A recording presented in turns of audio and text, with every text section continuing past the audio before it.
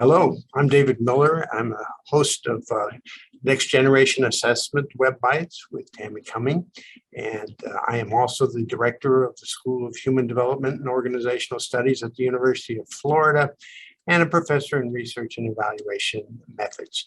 And today we're excited to be beginning a new series with our accreditors, where we will be talking about diversity, equity, and inclusion from the accreditor's point of view.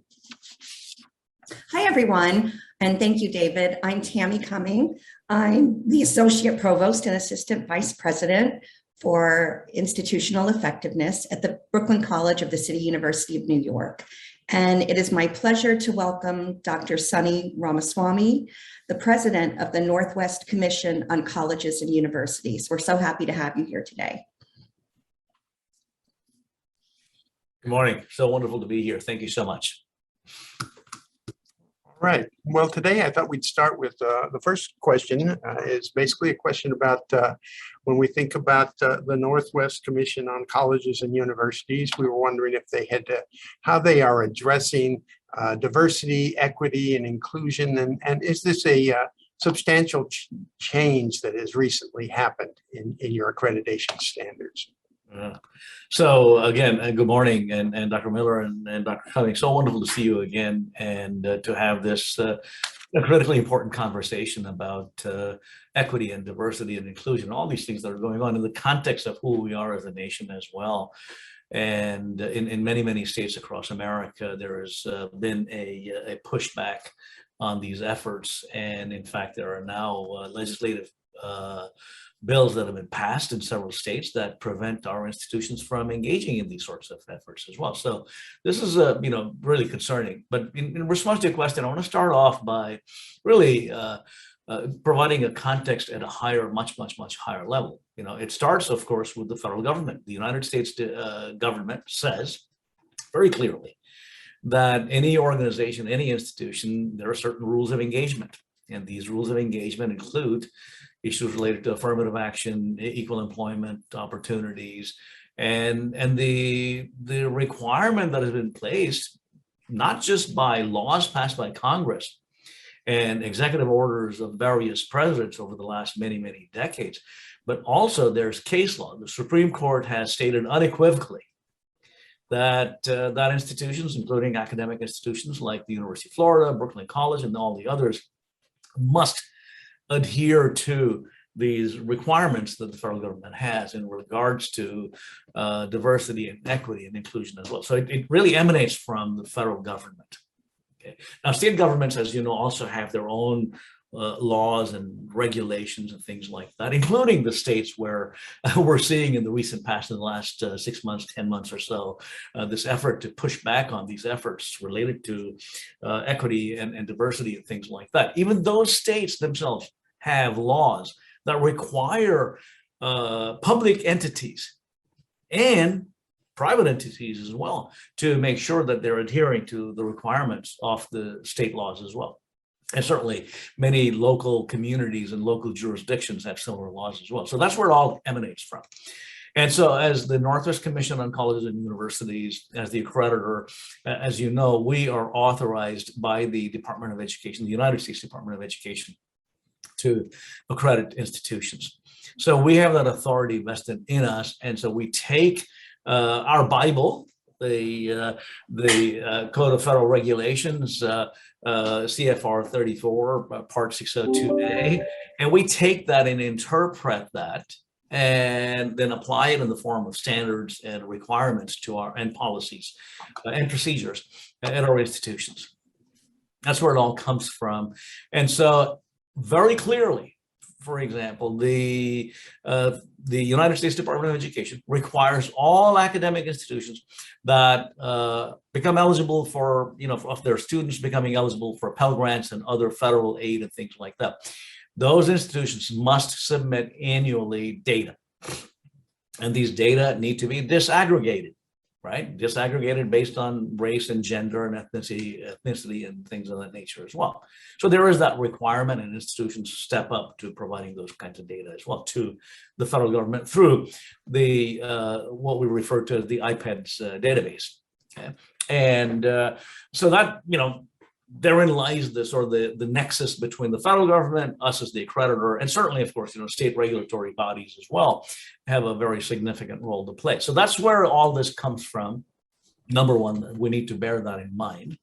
Number two, what we did was, this conversation we're having has been stimulated in part, I think, because of what CHIA, the Council on Higher Education Accreditation, they went through a sort of a rethinking, and they incorporated into their standards this whole idea of diversity, equity, and inclusion as well.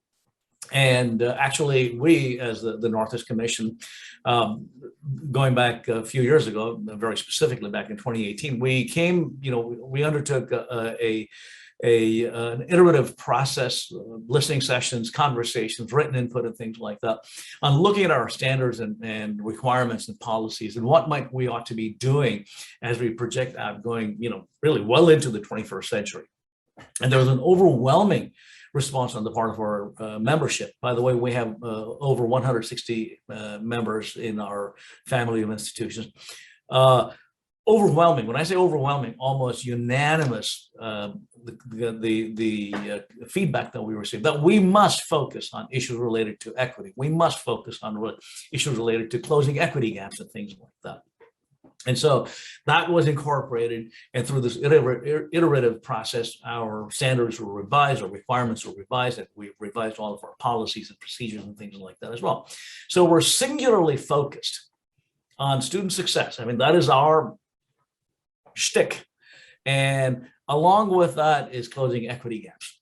Now, I like to joke, and you've heard these things before as well, that if you can't measure, you cannot make progress. And so the way we measure in our standards, we very clearly say, we require our institutions to demonstrate to us that they are addressing student success and closing equity gaps based on providing us disaggregated data. This data needs to be disaggregated. There's multiple different categories that we look for as well.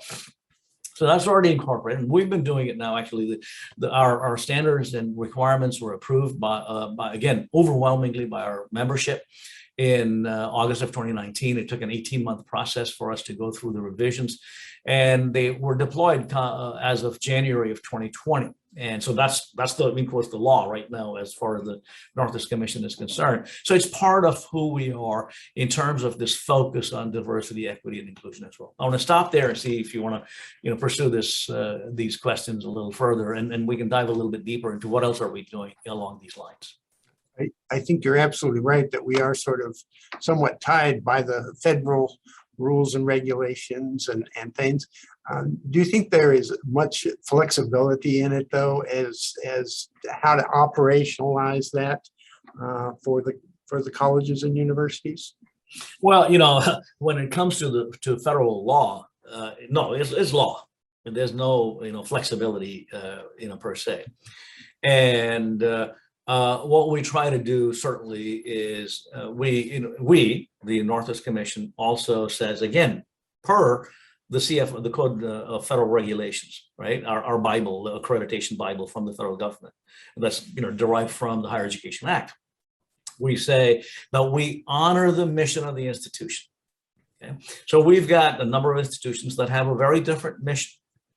They may not have the kind of diversity and things like that we see in some institutions.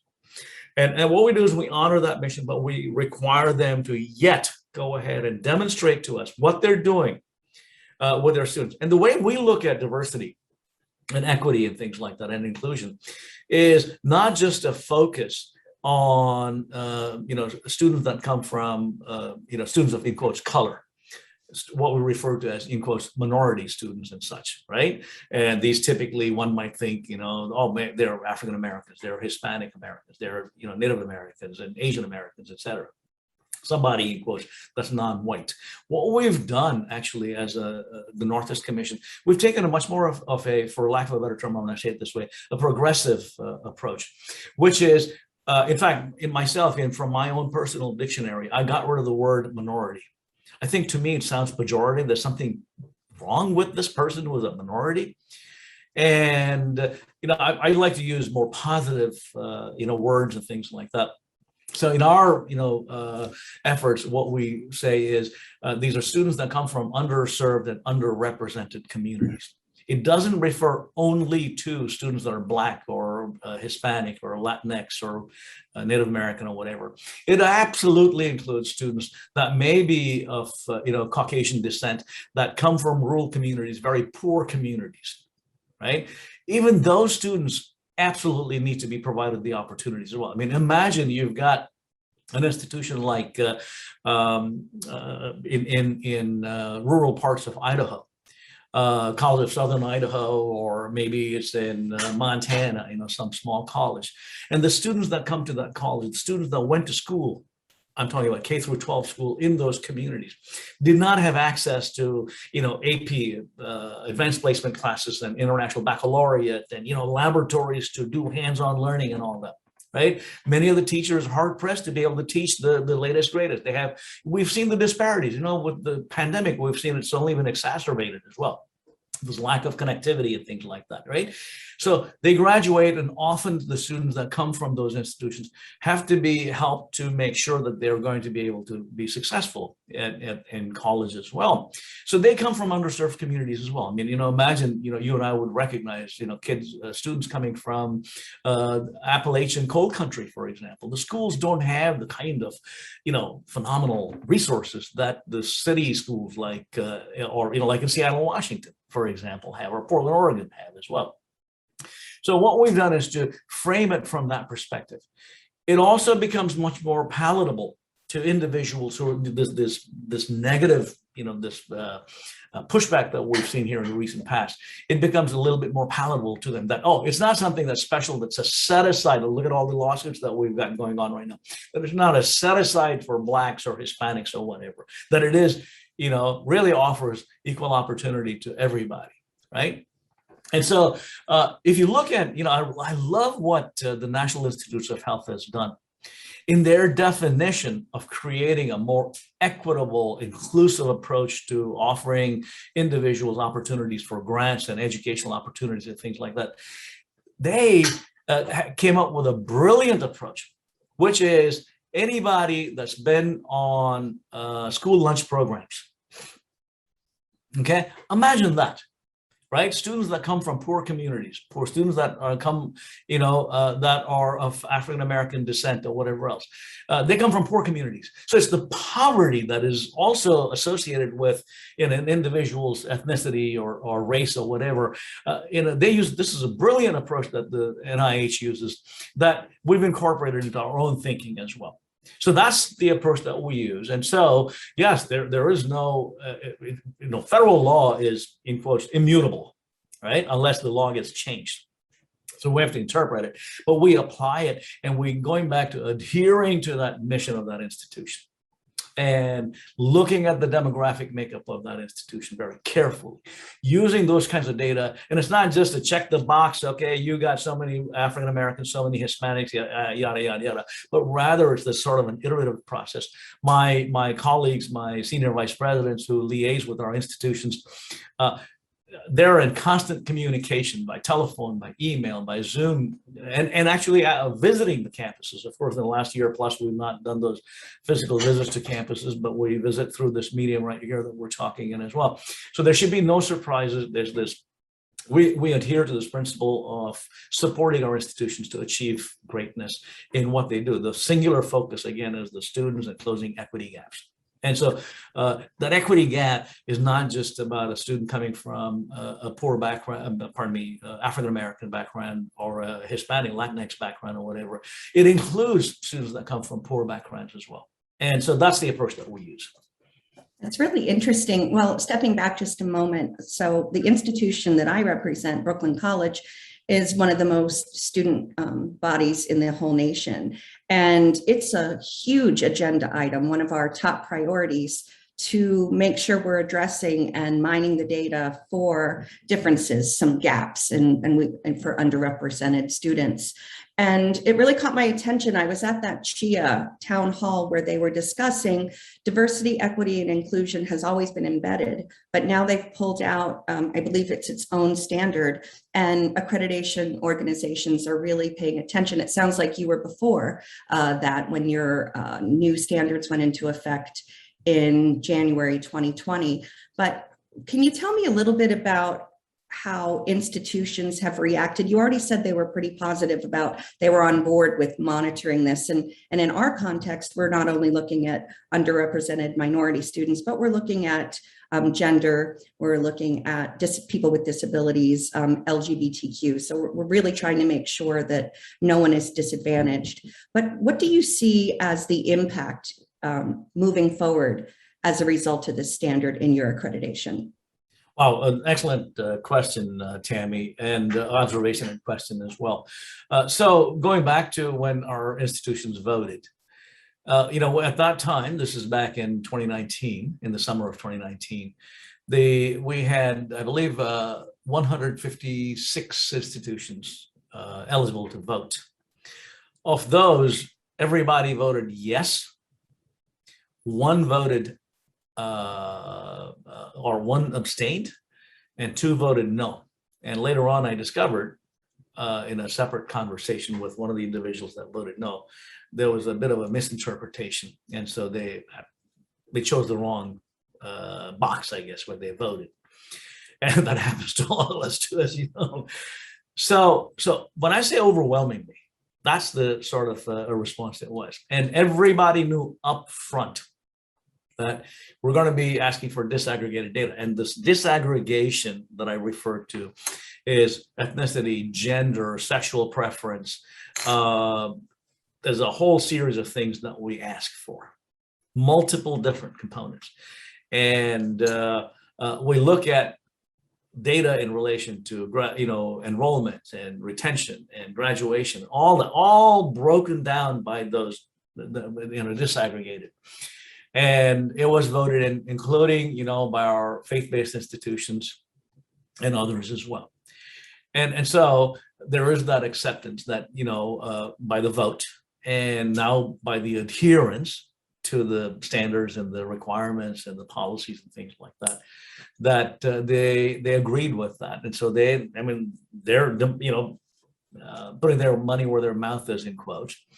And so there's not been any pushback on us from our institutions saying, well, we can't do this. Now, I was talking about mission, and some institutions are a lot more diverse than others. Public institutions, particularly community colleges, tend to be a lot more diverse. I mean, like you said, Brooklyn College, for example, being where it's located, is significantly more diverse.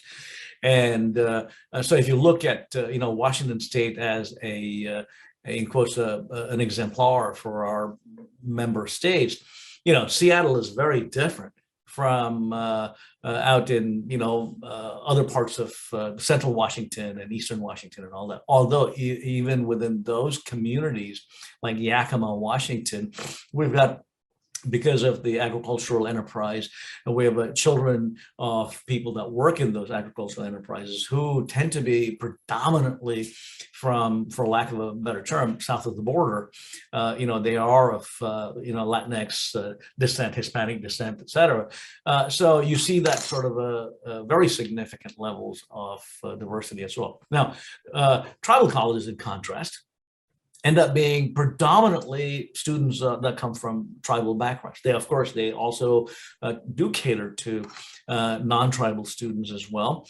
And so you do see some, level of students of Hispanic descent. You see some students of, in quotes, non-Hispanic, Caucasian descent, et cetera, that end up being students there as well. And so, you see that. And so, we have to work with them. Right? I can't go and tell them, hey, how many African-American students do you have? Right? Because they may not have any at all. They may have one or two, but they may not have any at all. In fact, in general, here in the Pacific Northwest, as you know, we have a lot fewer students of African-American descent. We have many more of, that are Latinx. We have many more that are Asian, American, Pacific Islander, et cetera. And so, again, it's not a, here is the the old analogy about the square peg round hole, right?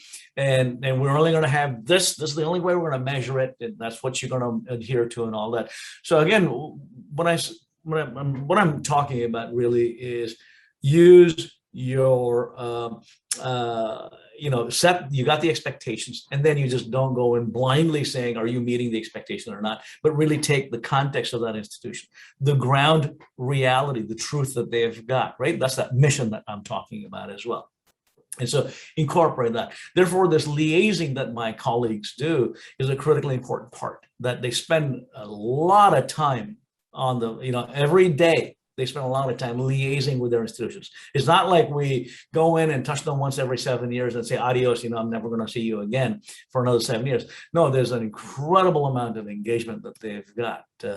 And because of time differences and things like the time zone differences and all that, our staff is, involved in these conversations at very odd hours as well. So that's the approach that we end up using. Wow, this has just been the work that you're doing. Number one, it's so important. And this conversation is so important for educators around the nation. And I really wanted to thank you for bringing your expertise to our audience. And really, I hope these conversations continue, and more work needs to be done in this area. And thank you for setting such a great example. Thank you. I think it's been great to hear this view, and it's been very informative and helpful to us. Thank you. So if I may add just a couple more things, please, if you can indulge me. Yeah, just a couple more things. So this vision that we articulated of promoting student success and closing equity gaps, and focusing the sort of laser focus on equity and inclusion and diversity and things like that. There was an amazing convergence right about that time when we articulated this vision in 2018, and the Gates Foundation, the Bill and Melinda Gates Foundation, did a call for proposals and things like that.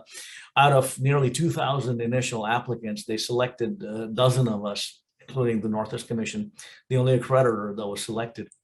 And their focus is referred to as intermediaries for scale. That's one part of it. And a second component, they have separate grant, is called the post-secondary data partnership. So again, going back to if you can't measure, can you really make progress? So these two go hand in hand. We're selected for funding. We work with the National Student Clearinghouse folks in partnership with our counterparts, the Southern Association, SACS COC as well, on coming up with the data construct, the infrastructure and things like that.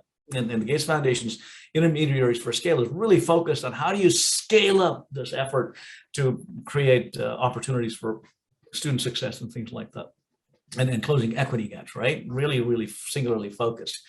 And I like to say that the vision that we articulated, if we left our own druthers based on the dues that we charge, which is the lowest of all of our counterparts across America, it would take us about 30 years to achieve the vision that we articulated. But the Gates Foundation allows us to fast forward that process. I'm hoping that in the next 5 to 7 years or so, we can demonstrably show that we're actually have or move the needle quite a bit at all of our institutions. That's one data point that I wanted to share with you.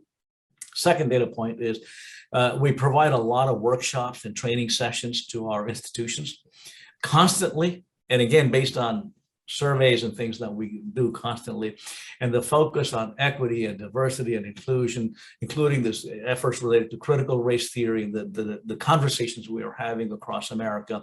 We're offering webinars and workshops and things like that, particularly for our presidents as well. As you know, some of our presidents have been really, taken to task by their state legislators, and they've put, not just doing this, but also, shackling them on any of their efforts on campuses related to programs that would help promote, the efforts of students that come from these underserved and underrepresented communities as well. So we're offering that. And on our website, for example, also, we've got some excellent resources. We refer to it as the equity resources. So your listeners may want to come to our website And we're offering these things. Interestingly, we also have people coming from other parts of America joining us in our webinars as well, and pertaining to equity and diversity and inclusion as well. These conversations we necessarily must have, and the sad situation we've got in America here in the last several months, and particularly exacerbated the disparities that we've seen in America ever since the founding of our republic, that has been exacerbated in the horrific killings of George Floyd and Breonna Taylor and all these others. I thought we're tantalizingly close to take a step beyond where we have been. And again, in many, many states, including in our own region, there's been an incredible amount of pushback, legislative pushback and prescriptions and things like that too. But we're doing our part. And our institutions, despite the fact that they may be in a state where there are these bans, outright bans, they're still saying, you know what, we're going to do this. Okay. And a tip of my hat to those leaders at our institutions that have done that too. So that I thought I wanted to share that with you and with your audience as well. Again, thank you very much for shedding the spotlight on these critically important conversations, and I wish you all the best. Thank you so much. Sounds like great tools. So I would encourage everyone to go to your website and take a look. And we'll be circling back with you because a project that we're actually involved with in measuring an institutional climate, I think you'd be interested in. We're piloting right now, but we'll share some more information on that with you as well. So again, thank you so much for your time. We really appreciate it. And until next time. All right. Take care. Stay safe. Thank you. Thank you so much. Bye now. Bye.